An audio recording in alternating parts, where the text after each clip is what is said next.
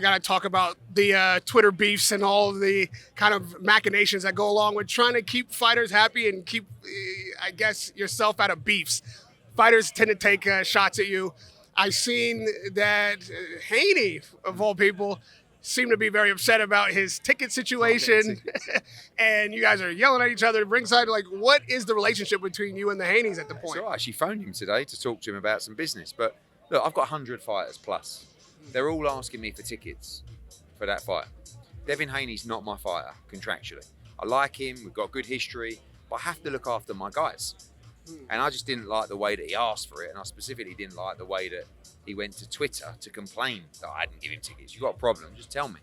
Do you know what I mean? So, look, it's been a treacherous time for Devin Haney. Do you know what I mean? I don't think people have quite given him the sympathy that he deserves. He's not looking for it, but what happened to him was pretty bad. Do you know what I mean? And, you know. To that end, what happened to him was pretty bad. I think we can all agree, especially if there's PEDs involved, there's no excuse, except that he's taken a step that is unusual in boxing and has been criticized with this lawsuit. Do you think that that is a reasonable course of action for him, and how does that change the game of boxing? I think, you know, I don't want to go into it too much because, you know, Ryan Garcia reached out to me the other day and we had a conversation because he feels that I'm commenting on all this stuff that, you know, Ryan Garcia is not my fighter, Devin Haney's not my fighter, yet all you guys asked me my opinion of the situation. So I'm just answering the media. So I'm going to let those guys duke it out, but it's a pivotal moment for boxing because it's never been done before and there is logic to it. And it may be something that really detracts future fighters from using PEDs because sometimes you might get a 6-month ban or a year ban. It's not really a lot, do you know what I mean? But if there's a financial element to it, which could be substantial, maybe that will deter people from using them. But good luck to both. I think that, you know, they're both very important to the sport of boxing, and, you know, God bless. And lastly, you're here with Beard and Shalom. We see Oscar De La Hoya on the cusp. He'll be here with a Riyadh season event in just a month's time. What's your relationship like with Oscar after? Because all I see is clapbacks on Thursday, and it seems personal. It doesn't really seem to have a lot to do with business. Very personal to him. Oscar's a strange one. You know, to me, he'll hug me, he'll give me that cheesy grin, and then there's something burning deep inside of him. I don't know what I've done wrong, but, you know, he just needs to chill out, really. You know, you got that event coming up, Queensbury running that event, you know, with a lot of Golden Boy fighters on it as well. He's not, in my opinion, he's not really interested in doing business. You know, and when you look at, you know, I was naming my roster and my stars. When you look at their roster, it's extremely thin. You know, put Ryan Garcia to the side because he's out for a year, but Jaime Munguia's gone, left them. You know, you've got Virgil Ortiz, you know, good young fight. I thought he lost in his last fight, but not really a draw.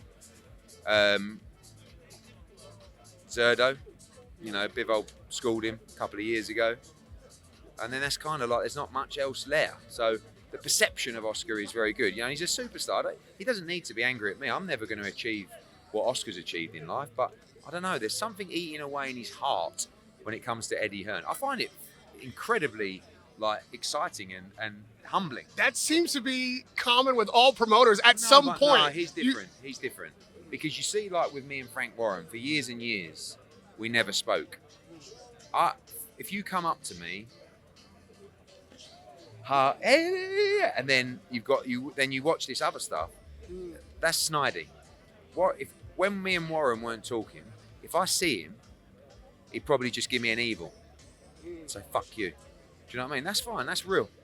You know, I don't like the other stuff, but listen, it is what it is. I deal with different personalities every day, and, you know, with all due respect to the two companies, we're on another level. Even if you guys are not all getting along as best friends, you're clearly all working together. Obviously, His Excellency has made that a requirement. How does this change the way fighters choose promoters, and what differentiates Matchroom from anyone else if everybody can work at Riyadh season and Turkey's actually making the matchups? Yeah, obviously some promoters have got better relationships than others with His Excellency, but it's not really necessarily just about the relationships. It's about the fighters that you've got. You know, His Excellency won't make a fight because it's with that promoter. He'll make a fight because he wants to make that fight.